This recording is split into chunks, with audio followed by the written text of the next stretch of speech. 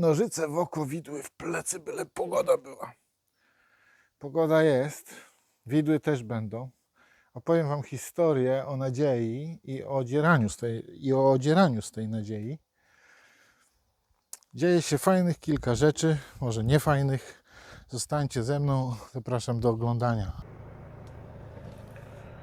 Tę historię chcę wam opowiedzieć zainspirowany ostatnimi wydarzeniami na YouTubie i doświadczeniem z własnego dzieciństwa. Nie wiem, czy tą historią się nie narażę YouTube'owi, ale wy dzięki swoim lajkom i subskrypcjom możecie temu zapobiec.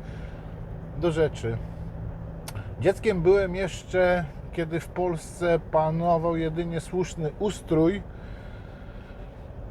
i rodzicom udało się ze wsi zdobyć świniaka. Kupili go wspólnie z sąsiadami, rozebrali go, podzielili się. No i była uczna, mama zafundowała pyszne, świeże, schabowe. Ja na to wryk, tupanie nogą, nie będę jadł tych kotletów ze świni, ja chcę tylko kotlety ze sklepu. I taka była moja świadomość dotycząca właśnie tego, skąd się bierze jedzenie. Jest na YouTubie taki kanał Żyłka do koni. Trafiłem na niego w lutym tego roku i od tamtej pory go obserwuję. Ludzie z Żyłki do koni pokazują na YouTubie swoje życie na wsi, otoczone zwierzętami, kurami, końmi głównie. Kiedy trafiłem na ich kanał, posiadali około 400 subskrybentów, a ich filmy wyświetlane były w ilości 500, 700, może do 1000 niektóre dochodziły. 3 kwietnia opublikowali film, który przedstawiał krycie klaczy ich ogierem. Film stał się wiralem. Obecnie ma ponad 870 000 wyświetleń. Subskrypcje poszybowały na ponad 3000 subskrybentów. A ja dalej obserwuję ten kanał i patrzę, co się dzieje. A dzieje się to, że kolejne ich filmy oglądane są znowuż w ilości 500, 700, 1000. Co jako twórca sobie w tym momencie myślę? No myślę właśnie mniej więcej tyle, że to bez sensu, to nagrywanie, ustawianie tych kamer, te filmy ze zwierzętami w tle, to nie są takie vlogi jak ten, w którym mogę sobie kwestię powtarzać w nieskończoną ilość razy i wybrać tę najlepszą. Dlaczego tak się dzieje? Nie wiedziałem. Dochodziłem jedynie do wniosku takiego, że zbyteczna jest ta twórczość, ta chęć pokazania ludziom tego, co się na wsi dzieje, skąd się pewne rzeczy biorą. I tu nagle, kilka dni temu, Żyłka do koni publikuje ten sam film pod tym samym tytułem, tylko w wersji ocenzurowanej. Cenzura polegała mniej więcej na tym, zresztą może tutaj sobie porównacie te dwa filmiki, że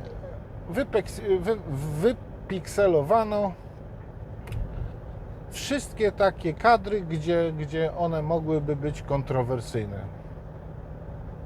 Polegało to na tym, że zostały zamazane te ujęcia, gdzie widoczne były sceny, w których dochodzi do zapładniania klaczy metodą naturalną, czyli przy pomocy ogiera, a nie jakiejś sztucznej inseminacji. Co z punktu widzenia widza, potencjalnego laika, bądź kogoś, kto żyje w mieście, w dużych aglomeracjach i nigdy z tym nie miał do czynienia, co taki widz może sobie myśleć? Myśli sobie tyle, że może źrebaki biorą się z kapusty albo bociany je przynoszą. No nie wiem, ma tu szansę obejrzenia tego, jak to wygląda w praktyce, w naturze, a YouTube informuje kanał Żyłka do koni o tym, że treści nie są właściwe dla wszystkich widzów. Pytam się, kto o tym decyduje.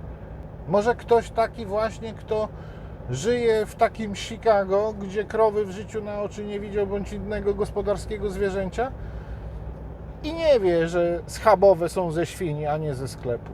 Jeżeli tacy ludzie nie mają pokazywać rzeczywistości i tego, jak to wygląda, to czy jest sens w ogóle robienia tych filmików? Możecie się spodziewać tego, że to wymaga dużo pracy i dużo czasu, żeby taki filmik stworzyć. Po opublikowaniu tej wersji ocenzurowanej zapytałem się twórców Żyłki do koni, o co w tym chodzi. No w związku z tym, że treści były nieodpowiednie dla wszystkich widzów, na filmie zostało wyłączone zarabianie i okrojone zostały zasięgi. Dzięki temu zrozumiałem, że te kolejne filmy, które publikowali, też miały mizerną wyświetlalność, dlatego że po prostu były sprawdzane. Dzięki takiemu jednemu filmowi, taki twórca, który tworzy te treści na YouTube'a, zyskuje subskrypcję, zyskuje tak zwany watch time, czyli godziny oglądania, które powodują, że przystępuje się do programu partnerskiego. Jest to dla takiego twórcy ogromna radość, bo widzi w tym sens, że ludzie oglądają, że ktoś z tego wynosi jakieś wartości dla siebie. Ludzie lajkują, ludzie subskrybują, komentują. Komentarze przy tym filmiku pochodziły z różnych zakątków świata i były po angielsku, po hiszpańsku. Powoduje to też, że taki twórca, w takiego twórcę wstępuje nadzieja. Nadzieja na to, że być może z tego będzie też jakiś grosz. I okrajanie tych zasięgów w takiej sytuacji, kiedy film już ma tyle tysięcy wyświetleń, jest po prostu wbijaniem wideł w plecy. Ja się dziwię, że twórcy tego kanału nadal publikują. I dość zabawnie określają to, że YouTube się na nich droczy. Film został skierowany do sprawdzenia i ta wersja ocenzurowana. Mam nadzieję, że im się przejdzie tą weryfikację i nie będzie więcej takich cyrków. Za chwilę Wam też opowiem o kanale Kurnik Kazika, gdzie facet przesympatycznie, przezabawnie opowiada o swoich kurach. Jestem pełen podziwu za pomysły, jakie ma i formę, dzięki której zdobywa widzów i kanał jego się staje coraz bardziej popularny. To nie lada sztuka mówić o kurach tyle ciekawych rzeczy.